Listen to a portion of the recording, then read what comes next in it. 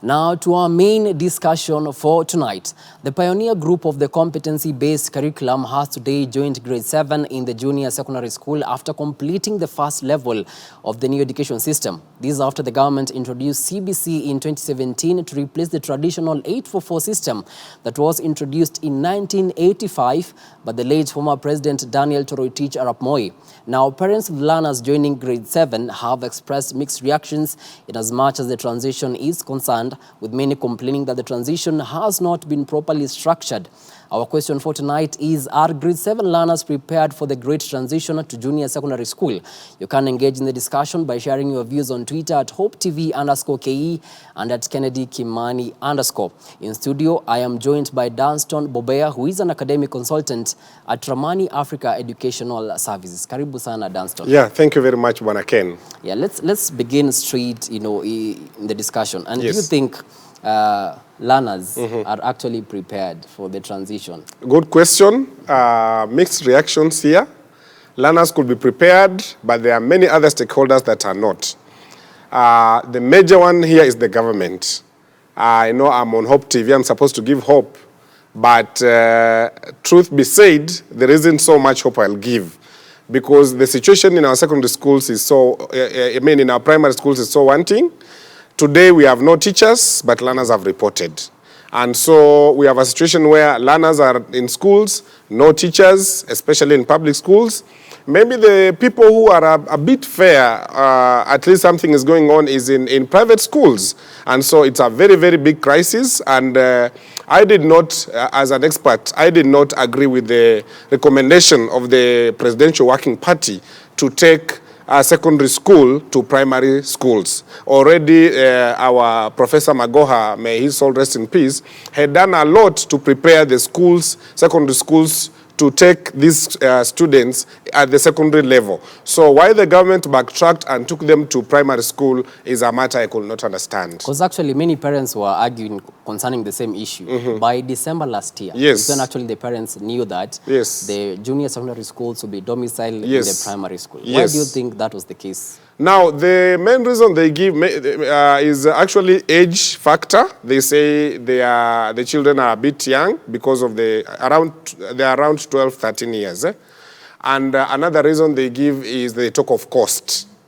They say it is easier for the children to continue with their learning at the nearby primary schools. But I will tell you it is counterproductive because most of the things that are required in primary, they are actually more than what is required in secondary school. Remember, at the secondary school level, we have teachers. Yeah. And there can be no learning without teachers. Teachers are the major ingredient. All the secondary schools have teachers already. So if this junior secondary was domiciled in secondary schools, then learning would have gone on without a lot of issues because of the teachers. We have the labs, okay? And so whatever they were trying to cut on in terms of cost and all the other things is a big problem because now there are no teachers. The government is trying to employ one teacher per every primary school, yet there are 14 learning areas. Well, many have blamed the lack of infrastructure in secondary schools, more so concerning the labs. Yes. Do you think on the ground that is the case? You see now, comparatively, secondary schools are much far better than primary schools because there is no single public primary school with a lab. Yeah, if you get, maybe it will be 0.0001%. But all secondary schools are equipped with science labs. So it's a tall order for the government to build labs across all the schools in the country. Now, there are no teachers in primary schools, but all secondary schools have teachers. So it was not right for the government to take this secondary school education to the primary level. The only reason they gave was age and cost, but I think we'll have done better with the children in secondary schools than primary. Well, up to now, not all the primary schools have been recommended, Yes. have all the requirements to host junior secondary schools. Yes. Meaning that many parents have been forced to take their children to other schools, Yes. causing logistical issues. Yes. I mean, how do you think this is going to be addressed? Because you find that many schools, more so in the rural areas, Yes. they are not going back to their former schools. They have to be transferred. I mean, for the parents, I mean, how are we going to solve this issue? It's a big challenge because I saw one parent saying that they have transferred their children and the nearby secondary school or primary school they have been advised to take their children is 7 kilometers away. So that's a big challenge. And if you consider the age of the children and the fact, the gender issues, for example, girls trekking for over 7 kilometers to school and back, it would be a big challenge, and therefore the government must just pull up their socks. Actually, if the government is listening to people like us, they needed just to domicile junior secondary school in secondary schools. That will have finished this whole problem. But taking them to primary schools, trying to merge schools here and there, it will not work. It will not work. It will have to take a lot of time, unfortunately.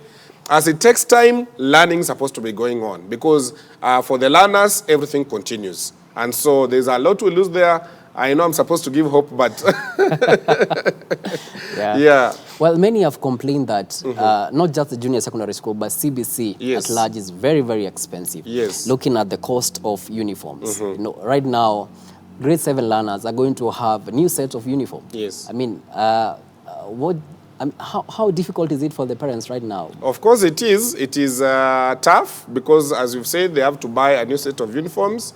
And even though the government is trying to tell parents that, or to tell schools that they should not sell uniforms to the learners, or they should not direct them to sell at a particular level, it becomes a bit problematic to implement that. Because if a school maybe feels that the kind of uniform they want is only, maybe the quality they want is found in shop X, then you cannot just go at home and buy something. If it is white or any other color, you cannot just buy any color and take them to school. So it's a tall order for the parents in these harsh economic times. But I think CBC, as we've said, it is a good program, but the implementation was so hurried, and now the consequences have caught us now. Yeah. So the other day we saw the trade CS, Moses Kuria, saying that parents should not be forced to buy school uniforms in schools. I mean, as an education expert, what's your take on that? Of course, he's trying to help the parent here. But I want to tell you, my brother, that things on the ground, mambo ni tofauti. Because, as I've told you, here is a situation where the head teacher knows that maybe shop X has the quality uniform that we want. But you are telling parents to go and get any material. If maybe our color is blue, you will get different shades of blue in school. So that's why schools usually insist that it has to be one particular place. What maybe the CS should have done is to say, they are leveraging on those who are in the manufacturing and those who can do those uniforms to do them, so that there are many shops selling that. But you cannot direct parents that they should not buy in shop X when you have not provided. You know how these things work. You have to provide the demand and supply. You have to provide, and then when they are there in plenty, people will choose where to buy from. Yeah. Because actually the argument by parents is that schools are overpricing the uniforms. Yes. You are a teacher yourself. Yes, yes. Do you think that's the case? Okay, truth be said, it has been a problem because I was a student, I am a teacher, I'm an expert, I've gone to schools, I work with schools all over the country, and I know the cry of the parents. But now the question is, are there options? Are there options? And I've asked you a question. If our school uniform is maybe sky blue and maybe a dark gray trouser, how many shops are providing our shade? Because there will be so many blue uniforms brought in our school. Then now that will not be uniform. So in as much as the government and the trade CS is sympathizing with the parents, but now supply is what is supposed to be there. Let them enable groups of young people to come up with the uniforms and then provide in so many shops. And then they will they'll tell parents to buy from wherever they are available. But now you cannot tell someone not to buy from a specific shop, yet there is no alternative. If the alternatives are there, well and good. The other issue is concerning the books. Yes. 14 subjects are going to be taught at grade 7. Exactly. 12 of them are compulsory. Yes. It's a tall order for parents to buy all these books. It's very expensive for them compared to 844 system. I mean, as an education expert, from where you sit, which is the better option? Okay, the beauty is in public education, the public primary schools or the public junior secondary, the government is providing books. That is an advantage because now parents in public schools, right from grade 1 now, all the books are being provided by the government. So parents will not shoulder that burden. In fact, now there is no school in our country that is forcing pupils to buy a specific book. Even if there are revision materials, like I've written books myself, but in public schools, they tell them it's optional. You can buy kama una uwezo. If you cannot afford, wachana now, because the ones that must be used in the school have been bought by the government. So that's the beauty. So then that leaves here now parents who have taken their children in private schools.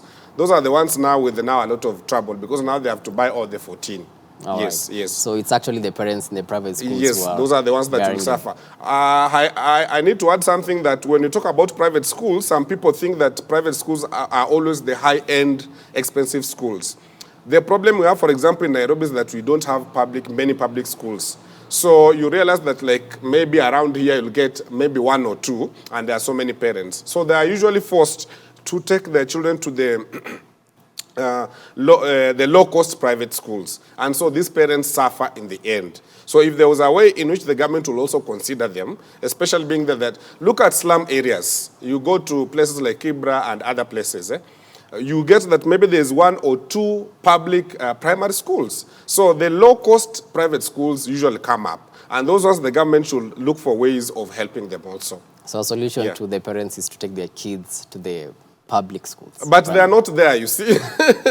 Sasa inabidi wajikaze too, because they are not there. The public schools are not there. Like in Nairobi, if you try to take your child to a public primary school, you will not even get space, because there are many. All right. Yeah. My director is telling me we take a news break right now, but Okay. after the break, you're still going to delve into this discussion, and you can contribute to this discussion on Twitter at HopeTV_KE and at Kennedy Kimani_. See you after this short news break.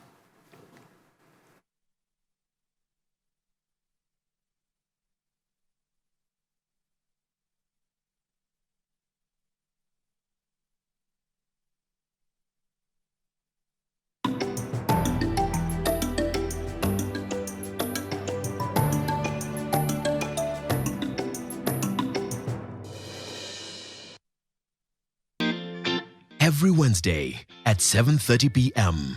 Spotlight. Do you feel that they are in a place where they can effect a Barack Obama moment? When you hear the word of God and you hear Jesus is speaking, Real talk on real issues. You know, the Bible says faith without works is dead. The truth of the gospel that will survive the time is not a health and wealth gospel. When there is time to harmonize and bring one composite amendment. With idealistic, thought-provoking guests. So people come to be serviced, to be encouraged, to be empowered.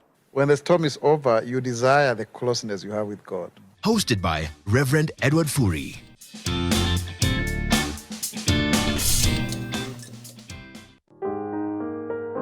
This week on Testify. And I'm just meeting with my friends, but I'm telling no one.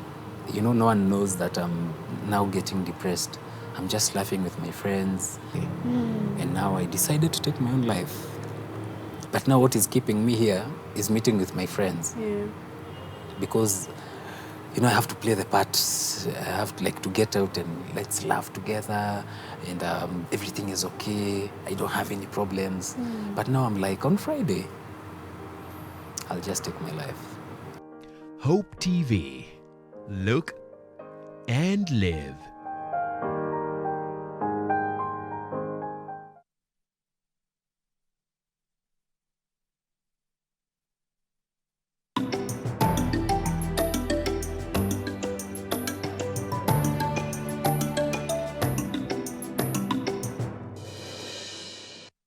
Welcome back. You're watching Hope TV News Watch. Now, before the break, we had asked you to engage in this discussion on Twitter. And at Joski Shams on Twitter says, there's nothing like preparedness in this transition. I don't understand how junior school pupils has to change the uniform color within the same school. CBC is too expensive to some parents.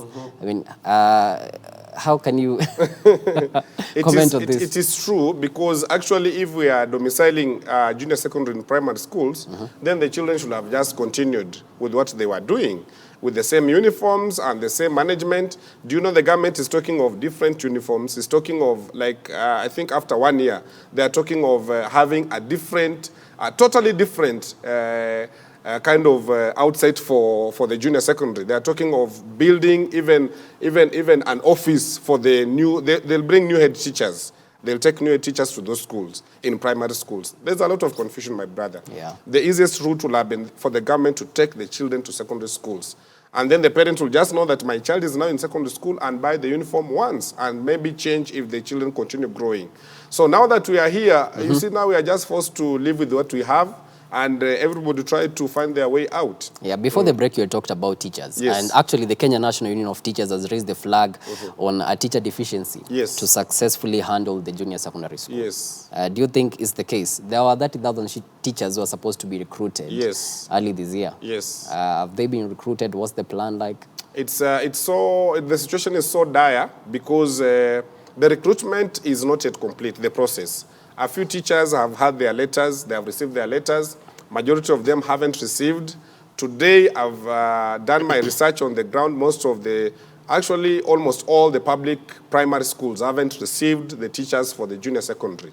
Now, the major problem is the number of teachers, because the government is talking of only one teacher per school. There are 14 learning areas or subjects as we know them. Now, how will one teacher handle the 14?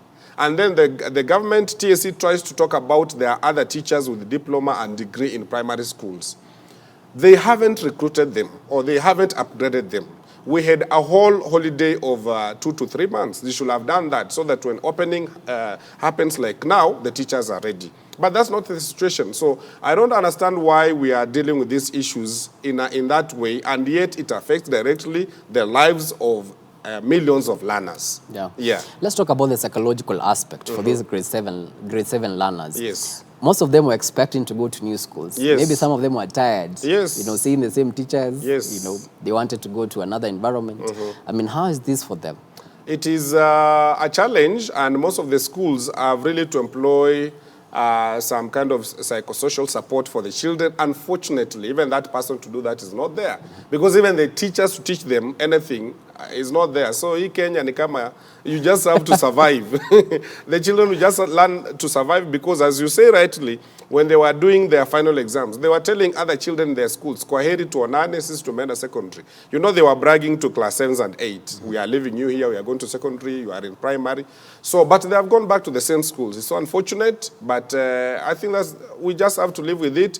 The right thing for the government to do, and I keep repeating, my brother, is that let these things be in the transition period. Let them give it around up to the time 844 is over.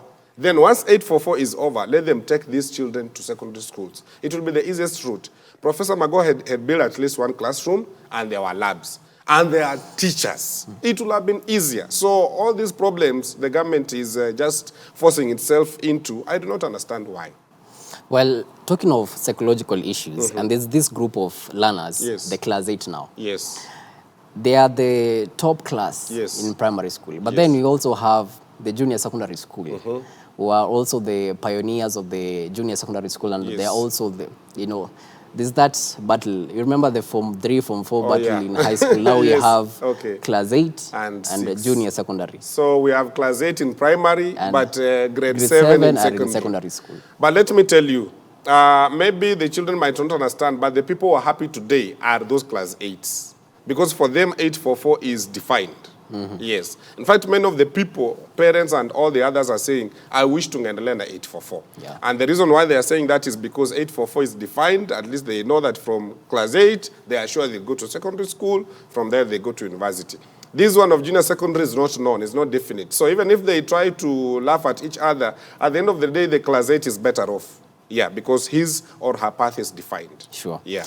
And as you conclude, the Education Task Force is set to give its final report in the month of March this year to President William Ruto. Now, as an education expert, what are your expectations of this report? What do you want to see in this report? Yes. I want to see the task force recommending to the president that this kind of confusion is here only for the transition period. After the 844 is done, we have the last batch of class 8. Once they go up to Form 4, I expect junior secondary to go to secondary schools. If there are places like in those hardship areas, the arid areas and semi-arid, where secondary schools are so far apart, the government can come in and do something specifically for them. But generally the country, it will have been easy. We can even decide to take all of them to day schools, but secondary. because the infrastructure is there.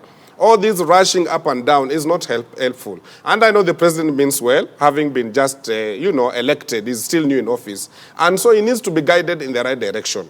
And I believe maybe the major beneficiaries here could be maybe private schools, because for them they are well set. Most of them, especially the high end, they are well set, they have their teachers, they have the infrastructure. But now in public schools, which has the majority of learners, it's a bit of a problem. So let the task force advise the president in the right way, because I'm sure the president is ready and willing to do what he shall be told to do. But now when they mislead him and tell them that we are talking about junior secondary, and then the children are in primary, what is that, my friend? That's confusion. Many have said that the 844 system was better. Do you think maybe we can, as a country, go back to the 844 system, or the ship has already sailed? Now, okay, comparatively, CBC is better, because CBC is about the competencies and the skills. For example, you are a news anchor, and you are doing a lot of mathematics and chemistry and physics, and which you might not be applying in life now.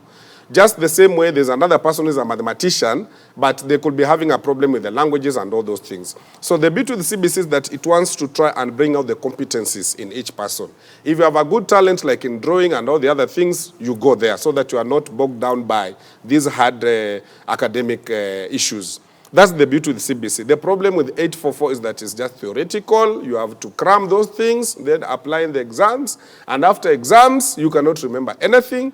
And most importantly, you are forced to do things that you might not really help you in life. Like I have a very bad grade in mathematics myself, which is still laughing at me on my certificate. I do not apply it anywhere.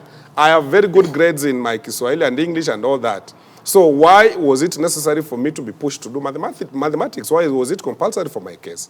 So that's why CBC is coming in to say, let's continue seeing your competencies as you continue. Yeah. Then at the senior level, you take what you call a pathway. Sure. A pathway is a route, where if you are a mathematician, you take the STEM route. If you are a language person, like you now in the media and all that, you take the social sciences and languages are there. If you are somebody who is good in maybe business or home science, you take the technical route. If you are not very academically gifted, but you have a very good talent, we take you where your talent is. That's where the CBC comes in as the best. And CBC has a lot of practical things. Today, children from CBC can brush their shoes, they can cook, because they are doing it at school. But 844 is just twenda asubuhi, like now class 8. They are not going for breaks because of KCPE. So kuanzia asubuhi mpaka usiku, they are just in class, cramming and cramming and cramming and rudia theories and theories which do not help after school.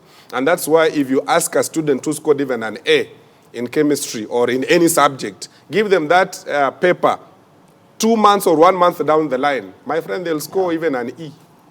Because they were just cramming for the exam. Cramming the whole time. Yes. Yeah, as we conclude, any hope for the parent to feel like, they are overwhelmed by this CBC? It's very expensive for them. For the learner, who feel like it's too much for them. Any hope for them? Yes. We need to live in a world full of hope, because where there's no hope, many things will die off.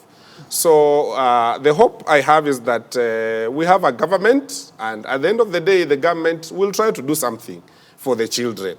So let us just be hopeful. Let us keep talking so that the government listens. I know they are watching us. There are people watching us tonight. Let them advise the government accordingly. If there are no teachers in primary schools, let them rescind this decision. It's not late, and take the children to secondary schools. It will help. And then we continue with our learning.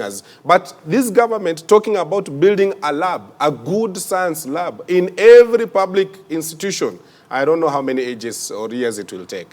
Anyway, let us be hopeful and pray that the government, especially the president, the backstops are the presidency. Yeah. Let us hope that the president will see these things and do what is right for our children. Well, let us be hopeful. Thank you so much, Danston Bobea, for the great insights on the CBC curriculum and junior secondary school in particular. Well, that has been Danston Bobea, who is an academic consultant at Ramani Africa Educational Services.